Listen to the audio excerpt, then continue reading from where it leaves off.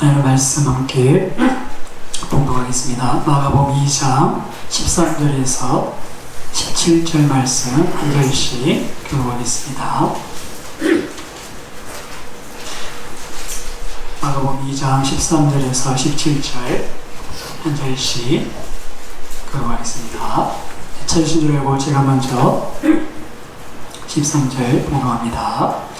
예수께서 다시 바닷가에 나가시매 큰 무리가 남았거늘 예수께서 그들을 가르치시니라.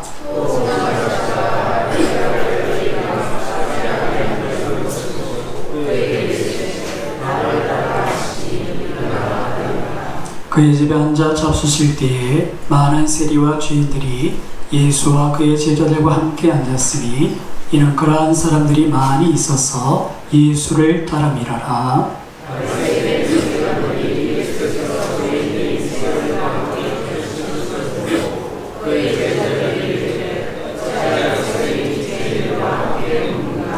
함께 보겠습니다. 예수께서 들으시고 그들에게 이르시되 건강한 자에게는 의사가 쓸데없고 병든 자에게야 쓸데있느니라. 나는 의인을 부르러 온 것이 아니요 죄인을 부르러 왔노라 하시니라. 아멘. 할렐루야. 예배풀이 인사하겠습니다. 하나님께서 함께 하십니다. 오늘은 죽음의 병을 고치시는 예수님이라는 제목으로 말씀을 살펴보도록 하겠습니다. 주변에 보면 몸이 약하신 분들이 이렇게 병원에 자주 가시는데 오히려 그런 분들이 건강하신 분들보다 오래 사는 경우를 종종 봅니다. 왜 그런가 하면 몸이 아프시니까 병원에 늘 자주 가시면서 몸이 어떤지 건강 진단을 하고 또 아프면 제때 처방을 받고 치료하다 보니까 이게 좀 골골골 하시는 것 같아도 이렇게 오래 사시는데 오늘 갑자기 건강하신 분들이 갑자기 이렇게 큰 병이 반해서 이렇게 빨리 돌아가시는 그런 경우를 보게 됩니다. 이유는 한 가지겠죠. 우리의 병이 있는 것 없는가 늘 살펴보는 것과 그냥 내 건강 자신하고 있다가 오늘 갑자기 큰 병에 이렇게 정말 쓰러지는 그런 경우가 있는 것입니다. 오늘 갑자기 소화가 잘 안 되고 더부룩하고 그래서 위장약 먹고 이렇게 버티다가 한 달, 두 달 증세가 심해서 야 이건 좀 이상하다. 병원에 갔더니 위암, 말기 그런 일들이 정말 이렇게 우리 주변에 있는 것입니다.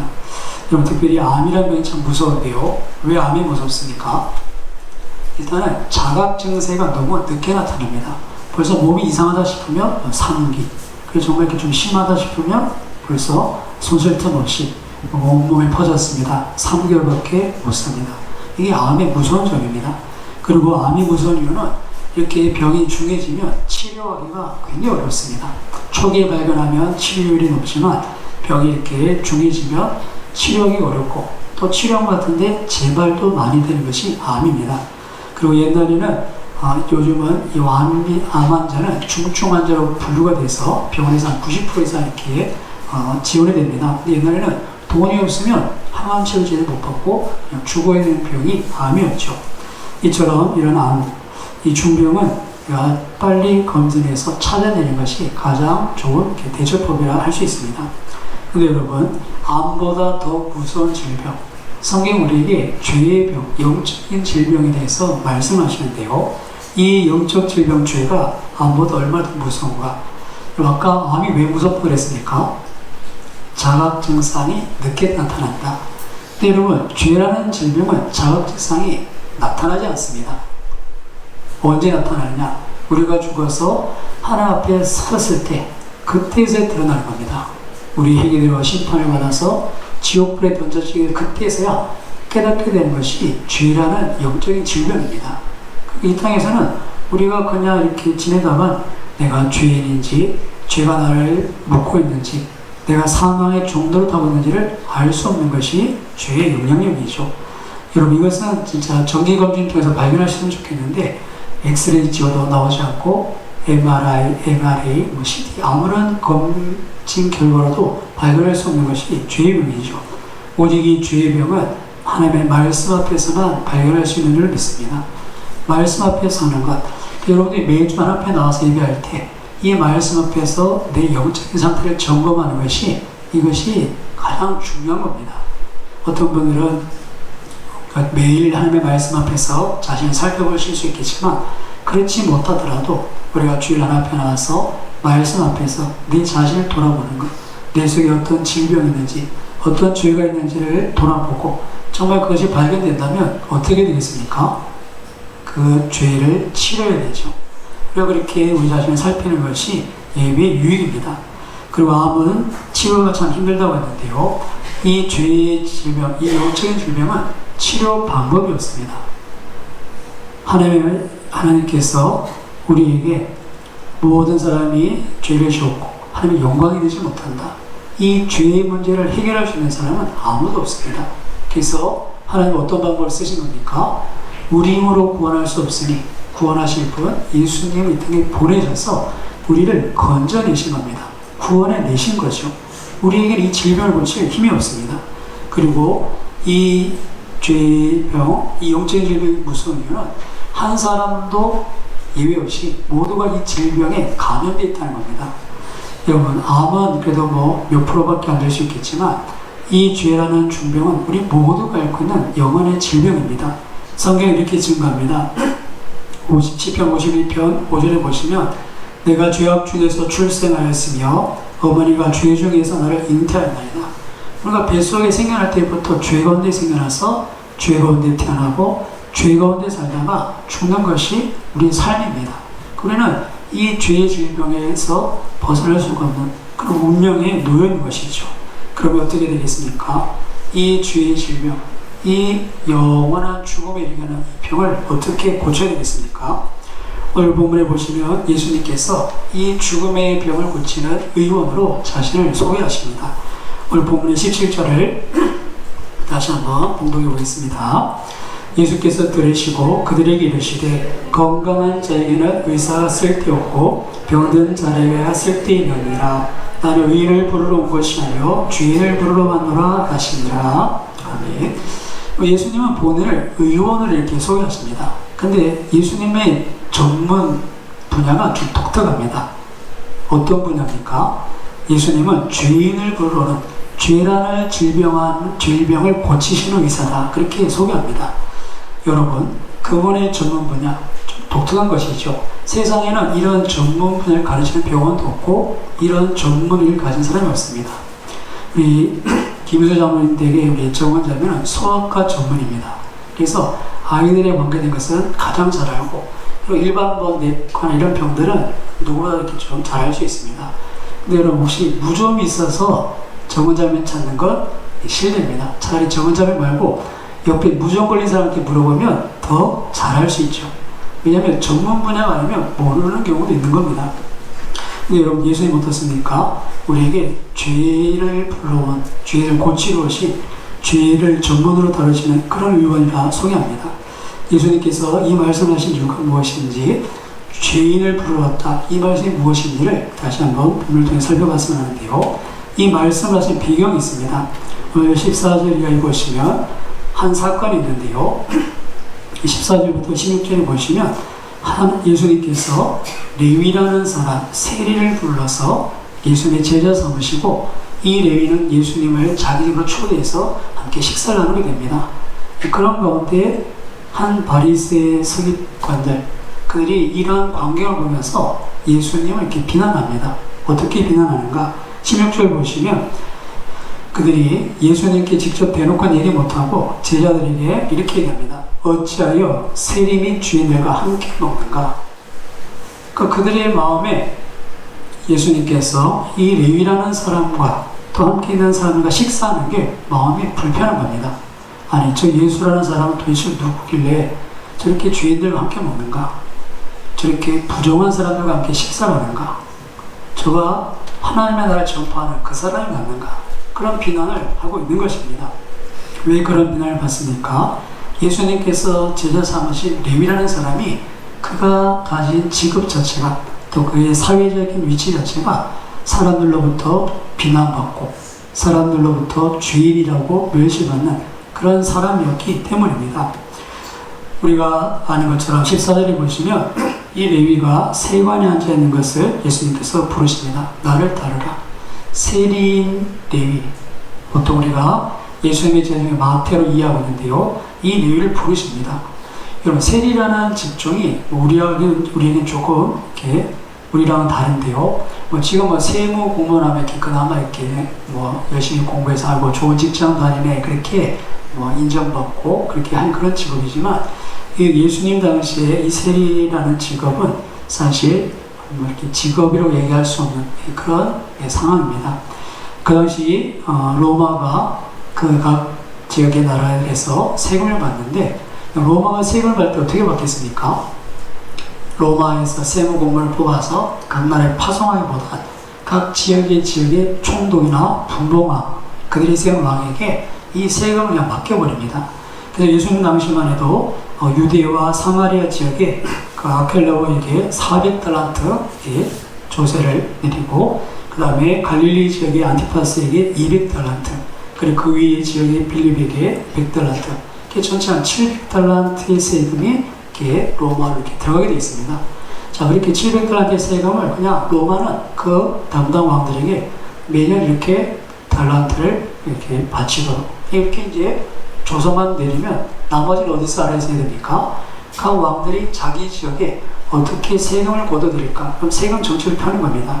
근데 그 당시 세금 정책이 참 독특한 것이 세금을 걷어들이는데 세금 인차업이라고 주전 4년 전부터 그 헤롯 대왕 때부터 세금을 거두는 걸 이 왕이 자신들이 이렇게 공무원처럼 사람을 뽑아서 그렇게 세금을 거두게 하는 게 아니라 이것을 이렇게 인차하는 겁니다. 세금 거두도록 이렇게 권한을 주는 거죠. 여러분 보십시오. 길거리 가다 한 번씩 이런 현수막 보인 적 있습니까? 못 받은 빚 받아들입니다. 그런 현수막 한 번씩 보시죠. 그런 데가 주로 이제 용역이나 이런 데가 있는데 그런 분위기가 어떻게 있어요? 어떻게 못 받은 빚을 이렇게 받아주겠습니까? 안 봐도 이렇게 눈에 선하죠. 가서 막 땡깡 부리고 집기 드러내고 위협하고 협박하고 안 되면 다른 데 돈 빌려서라도 갚으라 그러고 그렇게 받아내서 자기는 세금 얼마 주고 나머지 자기 몫으로 챙기는 겁니다. 이게 이제 임차라는 개념과 좀 비슷할 텐데요. 그러니까 헤로드 왕이 자기에게 주어진 몫을 로마에 바쳐야 되는데 그걸 자기가 하는 게 아니라 임차업을 하는 겁니다. 그래서 그 중에 이제 사람들이 그것을 세금을 하는데 이 국가 공무원이 아니니까 자기도 먹고 살아야 되겠죠. 그래서 이렇게 바쳐야 되는 세금에 더해서 자기 건 챙기고 그리고 나머지는 올려보내고 자 그러다 보니까 유대 사회에서 이 세리는 공식적인 죄인인 겁니다. 공식적인 그 사람이 뭘 하고 안 하고 떠나서 무조건 죄인인 사람 그 사람이 세리인 것이죠. 첫째는 로마 정부와 연관된 이방인과 교류하는 부정한 사람입니다. 유대인들은 이방인과 교제하지 않죠. 그래서 베드로마저도 이방 성도들과 식사하다가 이렇게 예루살렘의 사람들이니까 살을 피하게 되죠. 그러니까 이방인들과 교류하는 것 자체가 그들이 부정한 겁니다. 근데 로마 밑에서 이렇게 일을 해야 되니까 그러니까 이제 그냥 공식적으로 부정한 겁니다. 그리고는 그들이 정말 자신의 민족에게 돈을 착취해서 조공을 바치고 또 자신의 일을 챙기기 때문에 도덕적으로도 아까 말씀드린 그런 분위기 어떻게 그런 세금을 이렇게 가져갔겠습니까? 그런 분위기상 정말 사람들에게 정말 이렇게 비난받는 그런 직업이 이렇게 세리입니다. 자, 이런 가운데 예수님께서 이 레위를 만나서는 나를 따르라 그렇게 말씀합니다. 여러분 예수님 왜 나를 따르라 하셨을까요? 죄인을 부르신 겁니다. 지금 레위가 앉아있는 자리가 어디입니까? 14절 보시면 레위가 세관에 앉아있는 것을 보시고 그건 지금 그 세관의 자리 세리의 업을 하면서 사람들의 돈을 갈취하는 그 자리에 앉아있는 겁니다. 통행료를 받고 그렇게 그 자리에 앉아서 지나가는 사람들이 다 뭘로 보이겠습니까? 다 돈으로 보이죠. 저 사람 맞아 어제 냈고 저 사람 아직 한 달째 안 냈고 정말 악착같이 이렇게 떠들려는 정말 이제는 사람들이 죄인이라고 비난하는 것에도 무감각해져 있을 것인데 예수님께서 그 앞을 지나가면서 레위를 부르십니다. 13절에 보시면 예수님께서 바닷가에서 많은 이들의 가르치시고는 지나가면서 레위를 찾으신 거죠. 예수님께서 사람들은 죄인이라고 상대하지 않는 레위에게 나를 따르라 그렇게 그를 죄의 자리에서 불러내시는 겁니다. 그때 레위의 반응이 어떻습니까? 그가 주님을 따라갑니다. 그리고 15절을 보시면 자기 집에서 주님과 함께 잡수시는 식사를 하는 장면을 보게 되는데요.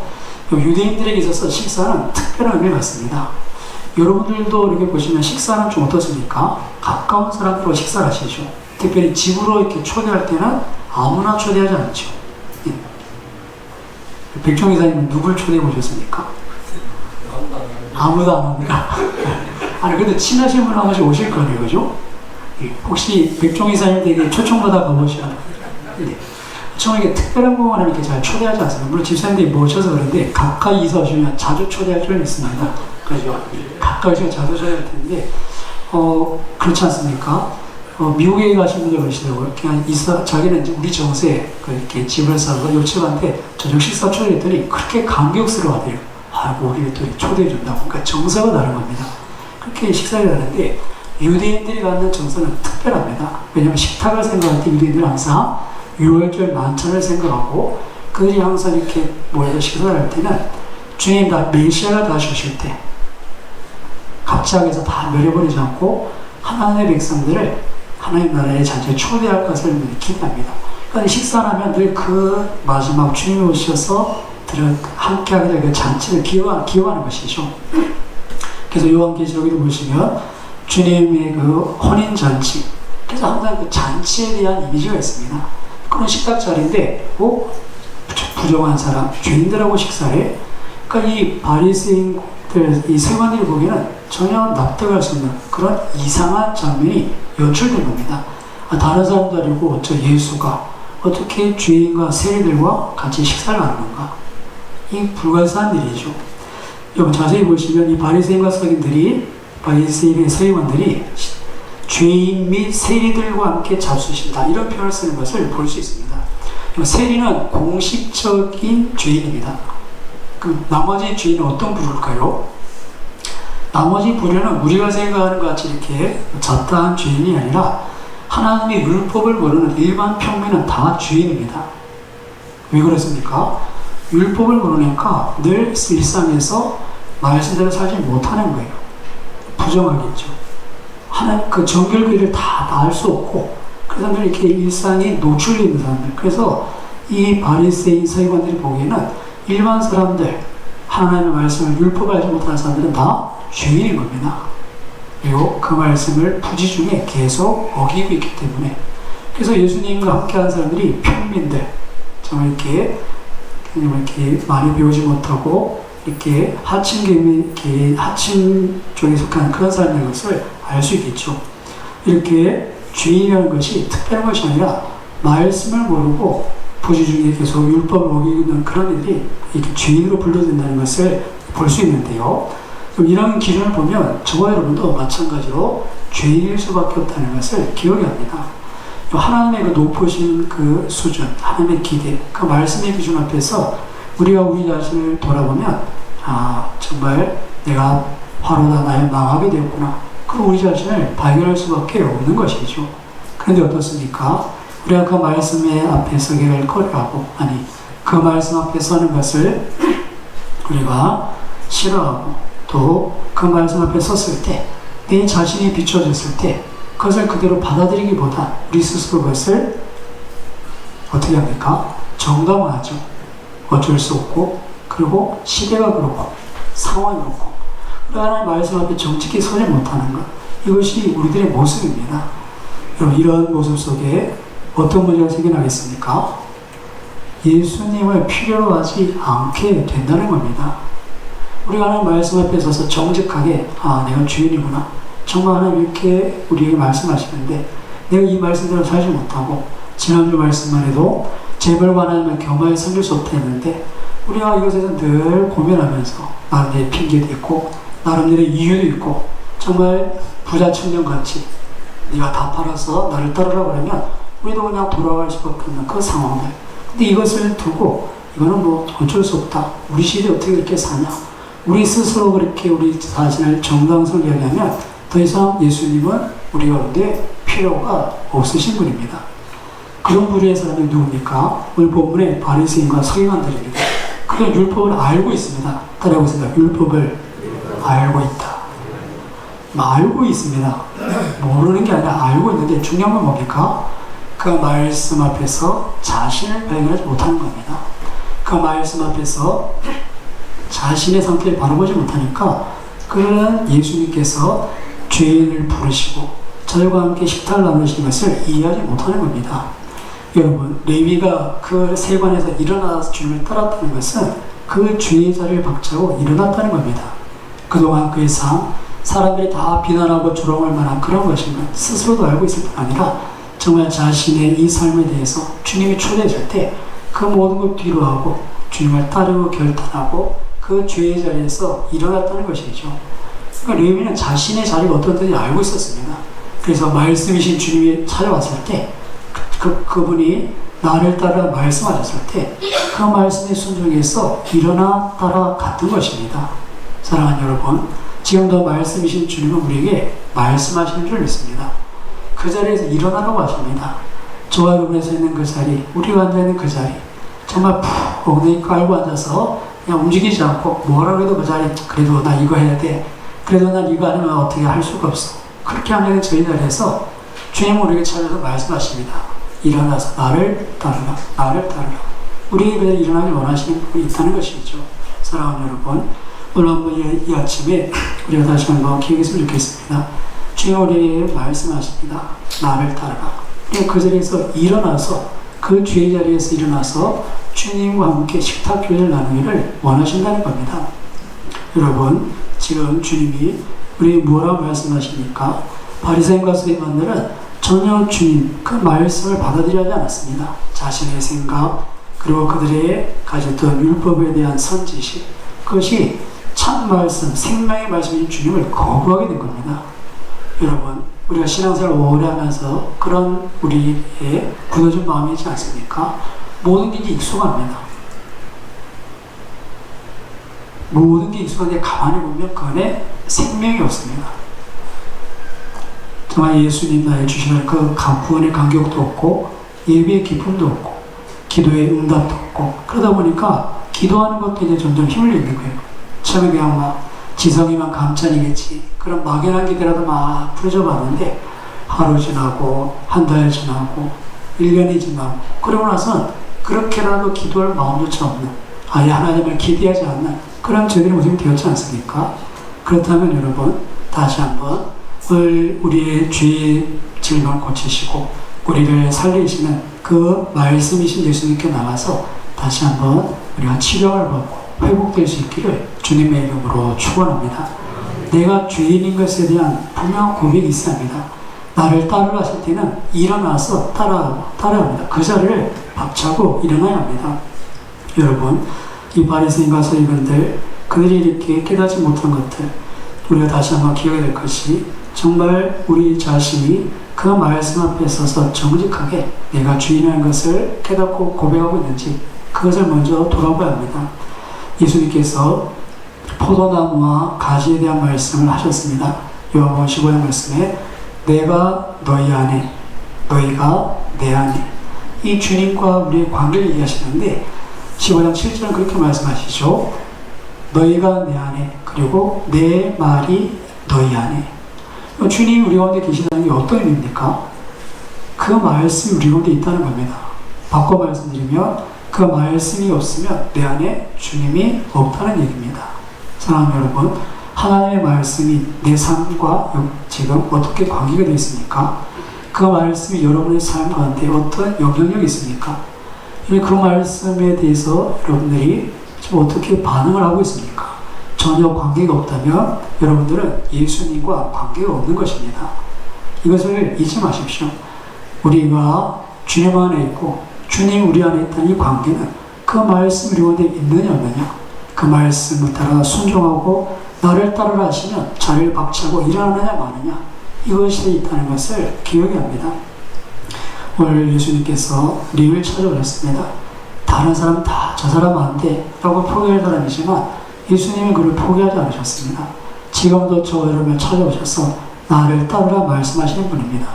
주님의 그 안타까워하시는 말씀을 여러분 기억해 보십시오. 요한계시록 마지막 그 7교회에 대해서 말씀하실 때 라오디게아 교회에 이렇게 말씀하십니다. 우리 같이 한번 요한계시록 3장을 한번 같이 찾아서 봉독했으면 하는데요. 요한계시록 3장 17절에 보시면 라오디게 교회에 대해서 말씀하시면서 이런 말씀을 하십니다.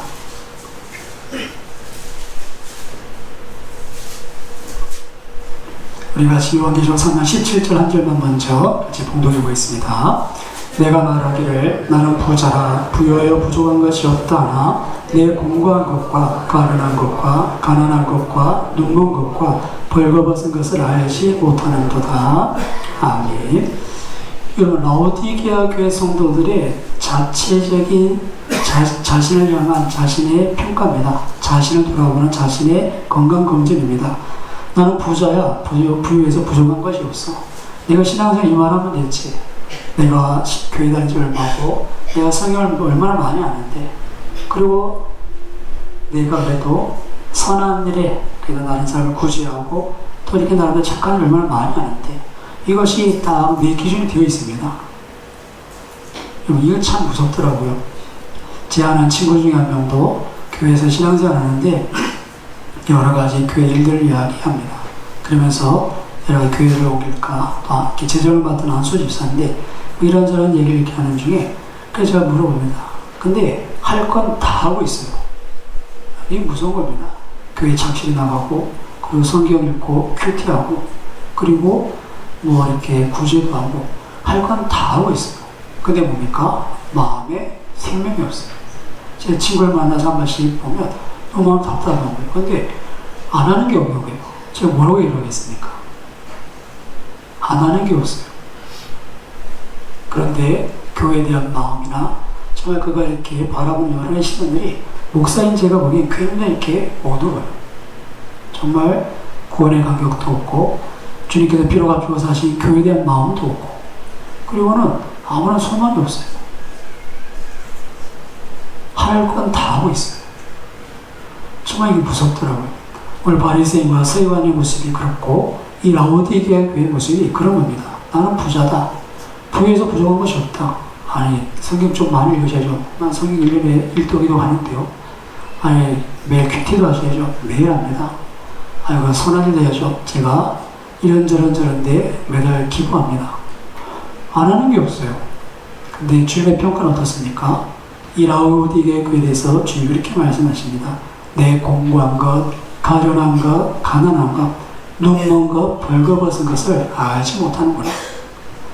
우리가 정직하게 말씀 앞에서 우리 자신을 바라보지 않으면 그냥 피상적으로 내가 부족한 게 뭐가 있나? 우리 그렇게 우리 스스로에 만족할 수 있습니다. 근데 여러분, 주님의 평가는 냉혹합니다. 정말 우리가 그 말씀 안에, 말씀이 내 안에 있는가? 정말 그 말씀이 우리 삶의 기준이고, 그 말씀만이 우리의 삶에 분명한 방향이 되는가? 이것에 대해서 이렇게 말씀하고 있다는 것을 기억합니다. 나는 부자라 부족한 것이 없다. 깨닫지 못하는 사람은 예수님이 필요 없는 사람입니다. 그래서 예수님을 찾지 않죠. 그냥 그렇게 사는 겁니다. 근데 여러분, 정말 병든 자가 유언을 쳤듯이 예수님께서 병든 자에게 유언이 필요하듯이 정말 주님은 죄의 질병으로 우리의 모습을 발견한 그들에게 우리의 생명의 주로 우리를 살리시는 분으로 우리에게 다가오시는 줄 믿습니다. 지금도 이렇게 오셔서 우리를 살리시려고 우리에게 말씀하십니다. 나를 따르라. 나를 따르라. 지금도 우리에게 손을 내미시고 우리를 붙잡고 일으키셔서 우리를 그곳에서 건져내시길 원하시는 것이죠. 그래서 계시록 3장 19절 20절은 이렇게 말씀합니다. 같이 3장 19절 20절 봉독해 보겠습니다. 물은 내가 사랑하는 자를 책망하여 징계하노니 그러므로 내가 열심을 내라. 회개하라. 볼지어다 내가 문 밖에 서서 두드리노니 누구든지 내 음성을 듣고 문을 열면 내가 그에게로 들어가 그와 더불어 먹고 그는 나와 더불어 먹으리라. 아멘. 주님 우리 가운데 교제하기를 원하십니다. 지금도 주님의 음성을 듣고 마음을 여는 자, 그 자리에서 일어나 주님을 따르는 자들에게 그와 먹고 더불어 마시는 그 식탁의 교제를 허락하십니다. 사랑하는 여러분, 우리가 이 아침에 저 하나님 예배합니다. 주일 매주일 반복되는 시간입니다. 어쩌면 다 아는 말씀입니다. 근데 중요한 것은 그 말씀의 보답에 정직히 우리 자신을 살펴야 합니다. 정말 주님께서 나를 따라오라고 그 앉아있는 자리에서 일어나라고 말씀하시는 그 음성이 오늘 저와 여러분에게 들려지기를 주님의 이름으로 축원합니다. 그것에서 우리를 건지시고 우리를 자유케 하시려고 예수님은 십자가에서 보혈을 흘려 죽으신 겁니다. 그리고 우리 마음을 계속 두드리십니다. 볼지어다 내가 문 밖에 서서 두드린다. 내 음성을 듣고 문을 열면 내가 그에게 들어가 그로 또 먹고 그는 나와 더불어 먹으리라. 주님 오늘도 계속 우리를 그렇게 불러내십니다. 근데 오랫동안 그 자리에 주저앉아 있는가 우리가 그것을 깨닫고 돌이킬 수 있기를 주님의 이름으로 축원합니다. 그 말씀에 대해서 여러분의 마음에 하시는 깨달음이 있지 않습니까? 오랫도록 주님 우리의 마음을 두리면서 나를 따르라고 거기서 일어나라고 계속 우리 주신 말씀이 있지 않습니까? 우리의 마음이 무디어져서 정말 구원의 관계를 잃어버린 지 오래되고 저 우리가 매주 앞에 나와 예배하지만 이 예배 자리 자체가 별로 의미가 없어지고 하나님 앞에 말씀 앞에 서는 것 오늘도 이제는 말씀도 내 삶에 필요 없는 그냥 내가 살고 싶은 대로 사는 그래서 하나님의 말씀이 내 삶에 브레이크를 걸지 못하는 그런 상태에 있다면 저와 여러분에게 우리의 병을 고치실 예수 그리스도가 필요한 줄 믿으시고 다시 한번 마음을 굳게 하시되 우리가 매주 하나님 앞에 나와오는 그 시간을 정말 주님을 만날 기회로 삼으시기를 주님의 이름으로 축원합니다.